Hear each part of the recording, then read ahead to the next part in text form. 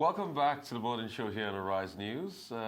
Ahead of the Democracy Day celebration, the Human Rights Watch released a damning report on the 2019 general election, which returned President Muhammadu Buhari to office, saying it was marred by widespread violence, resulting in the death of 629 people and ushering in an era of uncontrolled violence. The report says security agencies have failed to respond to threats of life and property across the country.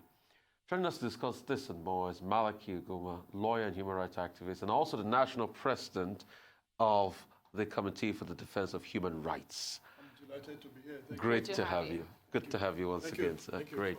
Let's start from that. 629 people lost their lives in the last elections.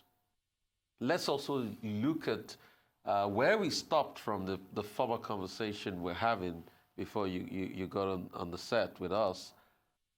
The recommendations and the report of the European Union were widespread human rights violations. That was a sad commentary. And one that gives us out as a country that is not yet where we ought to be, particularly about the same time where we were celebrating the ideals of June 12th, which made away with all of these vices, including violence, religious bigotry, tribal sentiments, and all that. But I take it from the angle that election itself is a context. Politicians all over the world take steps to undo themselves. What determines a civil society is the measure of logic and debate and discourse that attend this contest. If you juxtapose it with such violent behavior, you're also unable to categorize such a political environment as a civilized committee or nation. So, like I said, it's a sad commentary. We were not at war. In this time and age, you hardly would see that number of massacre, going on, even on full-blown war situations, let alone a mere civil exercise and activity such as election. But you know what? For as long as we don't take concrete steps to deal with situations of this nature, for that long one is taken as though it's one of those things. Secondly, it has the potentials of perpetuating itself. And therefore, there are institutions of government, including the National Human Rights Commission, good enough that some foreign bodies have also come in to emphasize the poverty of the situation. We in the human rights community have always raised alarm that elections are supposed to be very civil and civic responsibilities of citizens of that country, the voting population. And that what we saw in some parts of the country, Rivers State in particular, where human beings were decapitated, cannot be that civil activity. And so violence is one of those electoral offenses that is condemned by the Electoral Act 2010, and that is also, penalized. Identified as a clear criminal activity under the criminal laws. So what do we do as a state to persons who perpetrate crimes? Do we pat them on the wrist, bring out a report, and then move on to the next stage? Certainly, at that point, we are not talking of any form of deterrence. So in my view, Section 150 of the Electoral Act 2010 categorically empowers INEC to deal with all manners of electoral offenses. How? If they have, and I'm going to your how, if they have capacity challenges to deal with that, then perhaps it is time to revisit an idea that they had mooted in the past, which is to collaborate with a body such as the Nigerian Bar Association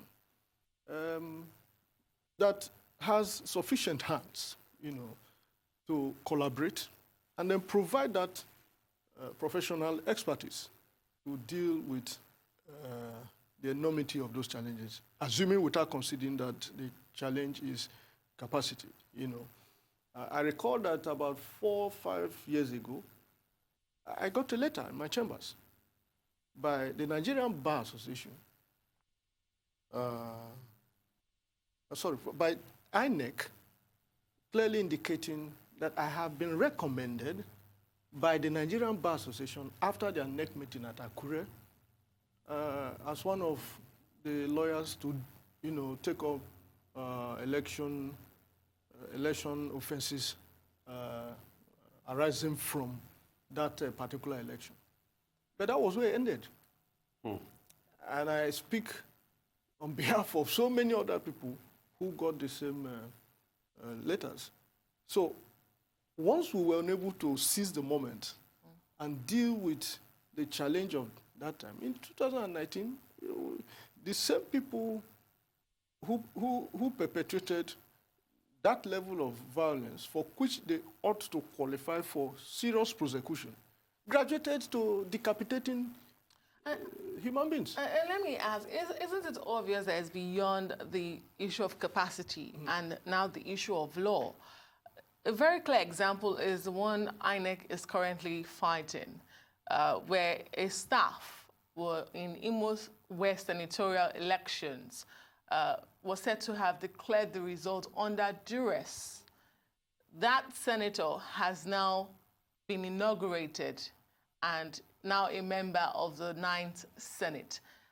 INEC still questions this and is raising an eyebrow, but this went to the courts. Well, as a lawyer, we are usually very circumspect to deal with facts and not speculations. What you are telling me is obviously what we all know. The court of law is not a court of anger or a court of disappointment or sentiment. The court of law is court of law. What is law? Evidence. Once you are unable to bring this body of evidence, watertight, to persuade the judge that what you are alleging is precisely what happened, based on the evidence that you have, on the basis of which is expected to apply the law to those set of facts, then you will lose the case, however painful it is. So, yes, to that extent, I concede that it could be partly the problem of the law. But the Nigerian judicial system is such that also presumes the innocence of every person until you who alleges any of those things prove otherwise. Not before me, not in a market square, but before the same court. So, but the point I made earlier is that as a state, as a country, we must find a way of exiting this narrative in which obvious criminal activities are committed. First, the state goes into denial, manages to summon the courage to arraign or arrest persons, usually after serious outcry, and then loses the steam or the momentum to pursue those cases to logical conclusion. What you do, or what you unwittingly create thereby, is a culture of impunity. Impunity strives when perpetrators of the alleged criminal offenses go scot-free. The next moment, they will graduate. And this is precisely why you are recording 600 and what numbers? 29 deaths. Let's go to violation of court orders. Still on the human rights violation. Let's look at the El Zazaki case, for instance. let's also look at the back and forth of the former National Security Advisor, Ambadan Suki. Well, I mean, it doesn't call for any further explanations. We've shouted ourselves hoarse on this matter. Section 287, subsection 1 of the Constitution of the Federal Republic of Nigeria, 1999, as amended, categorically states that every person, every institution is obligated. When you use the word obligated in law, you are speaking straight to duty. A duty is not a responsibility. It imposes a direct assignment, as it were, on whoever is referred to obey every court order. That is the express provision of Section 287. It says you shall be under a duty to enforce and obey every court order. In law, a court order is a court order until it is set aside. However stupid that court order is, once it is a court order, you will indeed be contemptuous of that court if you fail to enforce that law. But I also tell you that the Constitution itself, which is the ground norm, makes a categorical provision. It's the only thing there, Section 287, it has just one subsection, insisting that every person, every government, every institution must obey court order. Now, if that is the case, okay, the El Zazaki matter... We'll come to that very soon. We'll go on a quick break. We'll come to a quick break very soon. And when we come back to you, we'll talk about the El Zazaki case and missed other instances we have cited. The president just spoke to the country on Democracy Day that his administration is on top of the situation, especially with the Boko Haram issue. Just hearing this, and on Friday, United Nations did release a report that it is difficult to get to some local government to administer aid, in particular in Borno State. Are we in denial? Well, you cannot be denying the obvious. The facts speaks for themselves. In this day of alternative facts? In law, we say repsisa loquitur. The facts are there. They speak for themselves. It has become a very disturbing trend. Our hearts go out to the victims, their families, the government and people of Borno State. 4 years ago, even 8 years ago, I think Governor Shettima started this way, soon after the assumption of office. And the much I could recollect is that he kept on tackling issues of insecurity until the last day. I watched the new governor, whose name I'm not very familiar with now, with the usual zeal and zest. I understand he has even mobilized the local security people, trying to organize them, providing vehicles, some form of ammunition, and so on and so forth. But the question is, to what extent can we continue like this? I recognize that these are soft targets, suicide missions and so on and so forth. And being an asymmetric warfare, there's very little you could do with respect to a fleeing insurgent groups. They disappear into the public and then wreak havoc on soft targets. Now, again, talking about human rights, there's no other human right as important as the right to life, guaranteed under Section 33 of our Constitution, as well as other international instruments to which Nigeria is a signatory, the African Charter on Human Rights, and so on and so forth. So the work of not just the president, the governor, is cut out for him. There were moments when Shettima himself, I recall, a few years ago, went to the president and lamented about the hopelessness of the situation. The state was in denial, borrowing from you. But it so soon turned out that they underestimated the situation. And how this has become a repeated decimal is what continues to baffle me. When the Chibok girls were taken in droves, in that large number, God bless her soul, Dora Akunyele was the Minister of Information, I would remember. She never believed. In short, she came out and said, Nigeria cannot, it can't be a terrorist act. We're not Pakistan, we cannot have this kind. So for the very critical early moments that Nigeria needed to get its act together and respond to that challenge, given that for each minute you waste, they consolidate, we lost those moments. I think Dora Akunyele had left the ministerial position of information when the Chibok girls were abducted. No, because I remember in retrospect that she was at that material time, and I can't be mistaken on that particular. He left soon after. Okay.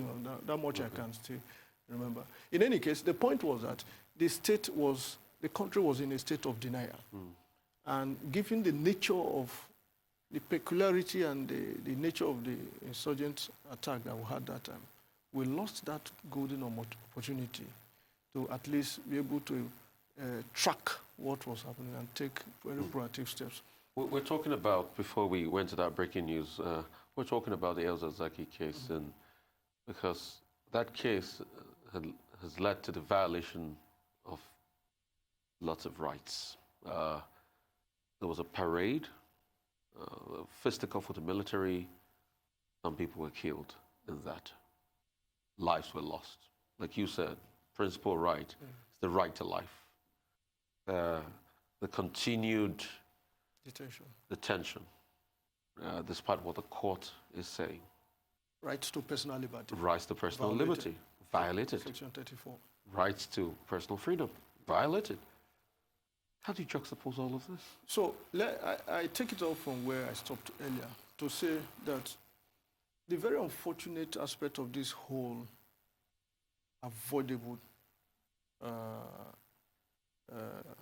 problem is that our president is the current chairman of ECOWAS. And even the ECOWAS court had also given an order in this matter, ordering the state to release El Zazaki. So, to what extent would you now, assuming you have problems with your own municipal laws, what about the sub-regional body that you superintend over? What signal are you sending if the judicial arm of that body, comprising so many states in Africa, in West Africa, have made a categorical order, and you are unable or indisposed to comply with that order? What it means is that you are creating problem for yourselves. Because when such a situation plays out in another state, I'm talking of country, you will not be, you will not have, you must have lost the moral ground to... We'd like to thank you so much, Mr. Malachy Ugwummadu. One thing is certain, we'll definitely have you here at some point in notice and time to talk about human rights issues. Thank you so much once again. Really appreciate you. Thank you. And that brings us to the end of the morning show today on the Rise News. I am Adesoa Omorwan. And I'm Rafai Husseini. Goodbye.